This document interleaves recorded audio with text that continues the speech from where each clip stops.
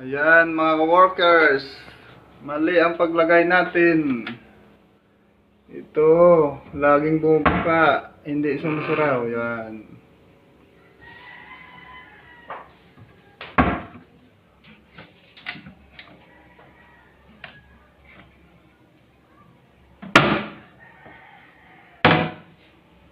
Gamitan natin ng pinagbabawal na teknik para mabilis gumana. Bueno. Yan. Mga ka-working, gagawa natin ng sintas. Yan.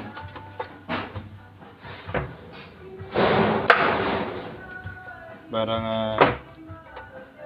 hindi siya lumabas. Bumubukas ng kusa. Ilagay na natin. Ayan na. Mga workers. Ayan.